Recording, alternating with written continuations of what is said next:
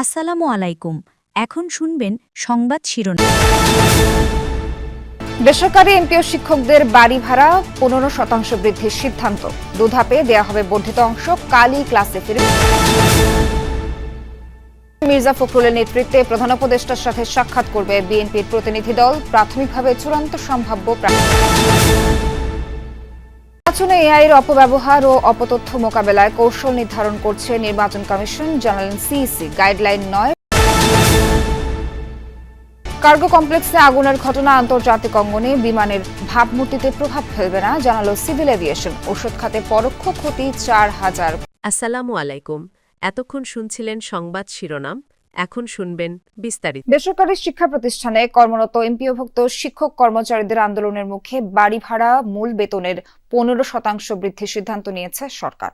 তবে এই অর্থ 2 ধাপে পাবেন তারা। চলতি অর্থ বছরের শিক্ষক কর্মচারীরা মূল বেতনের 7.5% বাড়ি ভাড়া পাবেন। অবশিষ্ট ভাতা আগামী অর্থ বছর থেকে কার্যকর হবে। দুপুরে এই নিয়ে প্রজ্ঞাপন জারি করেছে অর্থ মন্ত্রণালয়। শিক্ষা উপদেষ্টা সিআর আবরার বলেন, এমপিওভুক্ত বেসরকারি শিক্ষকদের দাবি যৌক্তিক ছিল, কিন্তু সরকারের আর্থিক অবস্থা বিবেচনা করে প্রথমে এই সিদ্ধান্ত নেওয়া যায়নি।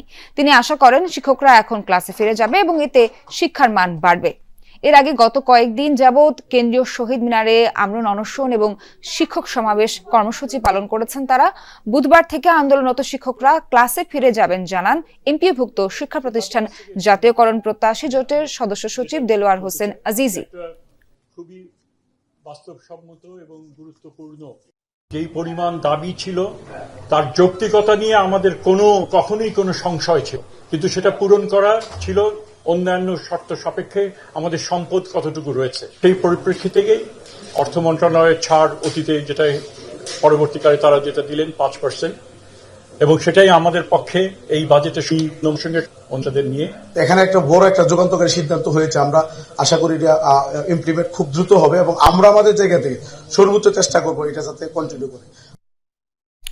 সরকারের নতুন সিদ্ধান্তের ব্যাপারে শহীদ মিনারে আন্দোলনরত শিক্ষকদের প্রতিক্রিয়া জানব সহকর্মী হাসিবুল করিম বিজয়ের কাছ থেকে।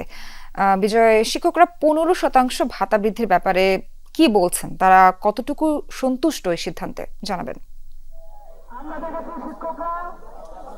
সোহার, কিছুক্ষণ আগেই শিক্ষকদের যে প্রতিনিধি দেলোয়ার হোসেন আজিজি যিনি আছেন, তিনি কিন্তু এখানে এসেছেন মিটিং শেষ করে, এবং শিক্ষকদের যে মূল বেতনের সাথে বাড়ি ভাড়ার যে ভাতা তাদের 20% যে তারা দাবি করছিলেন, সরকারের পক্ষ থেকে সিদ্ধান্ত হয়েছে যে সেটি 15% করা হবে, এবং চিকিৎসা ভাতার বিষয়টি তারা আসলে স্যাক্রিফাইস করে এসেছেন এমনটি বলছেন, এবং সর্বনিম্ন কর্মচারীরাও 2,000 টাকা বাড়ি ভাড়া পাবে।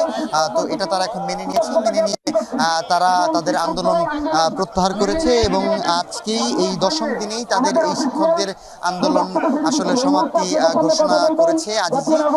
তিনি আসলে শিক্ষকদের সবার সাথেই কথা বলে তাদের সবার সম্মতিক্রমেই আসলে বিষয়টিকে সবাই আসলে মেনে নিয়েছে, এবং তারা কিন্তু বেশ মোটামুটি উচ্ছ্বসিত, এবং তারা এটিকে তাদের আন্দোলনের বিজয় বলে জানাচ্ছেন। এবং আমার কিছু শিক্ষকদের সাথে কথা হয়েছে, তারাও বলছেন যে যেহেতু 15% করা হয়েছে সেহেতু আমরা সেটি এখন মেনে নিলাম, এবং তারা আসলে মূলত জিনিসটি এই 15% যে বাড়ানো হয়েছে তারা জিনিসটি মেনে নিয়েছে। এবং এখানে আজিজির সাথে এনসিপির কিছু নেতৃবৃন্দও এসেছে, আপনি দেখতেই পাচ্ছেন। হয়তো হাসনাত আব্দুল্লাহ এনসিপির নেতা এবং ডক্টর তাসনিম যারা তিনিও এসেছেন, তিনি এখন বক্তব্য রাখছেন।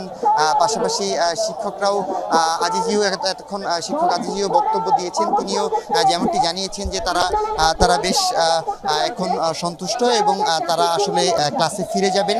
আগামীকাল থেকেই তারা শিক্ষা প্রতিষ্ঠান খুলে দিবেন, এবং এই কয়দিন আন্দোলনে শিক্ষার্থীদের যে ক্ষতি হয়েছে সেই ক্ষতিপূরণের জন্য শুক্র শনি বন্ধের মধ্যে একদিন শনিবার, অর্থাৎ শনিবার তারা ক্লাস নেবেন, এবং এই শনিবার ক্লাস নেওয়ার মাধ্যমে যে কয়দিন আসলে তাদের শিক্ষার্থীদের ক্ষতি হয়েছে বা শিক্ষার্থীদের পড়াশোনার বিঘ্ন ঘটেছে সেই জিনিসটি তারা আসলে রিকভার করবেন, এমনটাই আমাদেরকে বলেছেন। তো সবকিছু মিলিয়ে যদি বলতে চাই যে সবশেষ পরিস্থিতি যদি বলি যে শহীদ মিনার প্রাঙ্গণে কিন্তু ঢাকার বাইরে থেকে আসা হাজার হাজার শিক্ষক কিন্তু আসলে এখানে জড়ো হয়েছেন। তারা টানা 10 দিন ধরে কিন্তু এই আন্দোলন করছে, এবং এই আন্দোলনের ফলাফল হিসেবে তারা মূল বেতনের সাথে যে বাড়ি ভাড়ার যে রয়েছে সেই বাড়ি ভাড়া ভাতা তারা 15% করেই আসলে এখান থেকে আসলে ফিরে যাচ্ছেন তাদের নিজ নিজ শিক্ষা প্রতিষ্ঠানে। সোহার। বিজয়, আপনাকে ধন্যবাদ। প্রধান উপদেষ্টা ডক্টর মোহাম্মদ ইউনূসের সাথে সন্ধ্যা 6টায় যমুনায় সাক্ষাৎ করবে বিএনপির প্রতিনিধি দল। বৈঠকটির নেতৃত্ব দেবেন মহাসচিব মির্জা ফখরুল ইসলাম আলমগীর। জানা যায়, জুলাই সনদ ইস্যুতে দলটির অবস্থান নিয়ে প্রধান উপদেষ্টা ডক্টর মোহাম্মদ ইউনূসের সাথে আলোচনা হবে। এছাড়া দলটির পক্ষ থেকে পরামর্শ ও সুপারিশ জানানো হতে পারে এই সাক্ষাতে। এর আগে গত শুক্রবার জুলাই সনদে স্বাক্ষর করে বিএনপি সহ বেশ কয়েকটি রাজনৈতিক দল। সনদের স্বাক্ষরের পর এটি হতে যাচ্ছে প্রধান উপদেষ্টার সাথে বিএনপির দলীয় সাক্ষাৎ।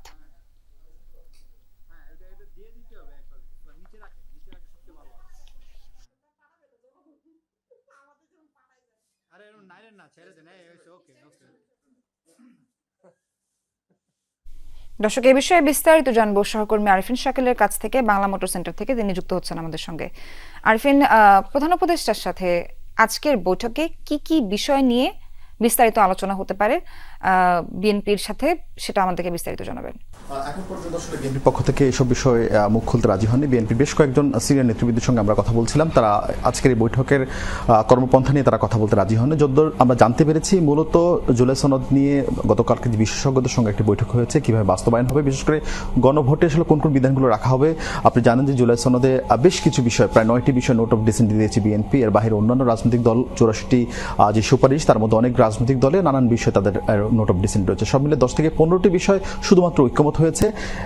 এখন রাজনৈতিক দলগুলোর মধ্যে এক ধরনের মতবিরোধ তৈরি হয়েছে। এই যেই অধ্যাদেশ জারি হবে অর্থাৎ গণভোটের জন্য, সেখানে এই নোট অফ ডিসেন্ট সহ কি গণভোট হবে নাকি শুধুমাত্র ঐক্যমত হওয়া বিষয় নিয়ে গণভোট হবে, এসব বিষয় নিয়ে আসলে বিএনপির পক্ষ থেকে বিএনপির যারা নেতৃবৃন্দ রয়েছেন তাদের কাছ থেকে তাদের মতামত জানতে চাইবেন প্রধান উপদেষ্টা। এবং যদিও বিএনপির পক্ষ থেকে এর মধ্যে স্পষ্ট করে দেওয়া হয়েছে তারা প্রত্যেকটি বিষয় গণভোটে যেই রাখা হচ্ছে, জুলাই সনদের যে উপর যে গণভোট রাখা হচ্ছে সেখানে নোট অফ ডিসেন্ট সহ তারা আসলে চান, যেখানে শুধুমাত্র প্রশ্ন রাখা হবে এই জুলাই সনদের পক্ষে এবং বিপক্ষে হ্যাঁ এবং না, এই বিধান রেখেই মূলত তারা গণভোটটা চান। সেখানে নোট অফ ডিসেন্টের প্রত্যেকটা বিষয় থাকবে। প্রত্যেকটি রাজনৈতিক দল যেসব বিষয় নিয়ে তারা আপত্তি জানিয়েছেন সেই আপত্তির সম্পৃক্ত প্রত্যেকটি প্রতি গুরুত্ব রাখা হবে। আপনি জানেন জামায়াতের পক্ষ থেকে বেশ কিছু বিষয় নোট অফ ডিসেন্ট রয়েছে, এনসিপির পক্ষ থেকে নোট অফ ডিসেন্ট রয়েছে, বাম ঘরানা রাজনৈতিক দলগুলোর পক্ষ থেকে নোট অফ ডিসেন্ট রয়েছে। ফলে এই নোট অফ ডিসেন্ট থাকার কারণে যারা এই জুলাই সনদের সম্পৃক্ত রয়েছেন, বিশেষ করে ঐক্যমত কমিশনের যারা সদস্যরা রয়েছেন, তারা কিন্তু গণমাধ্যমের সঙ্গে তারা দফায় দফায় কথা বলেছেন।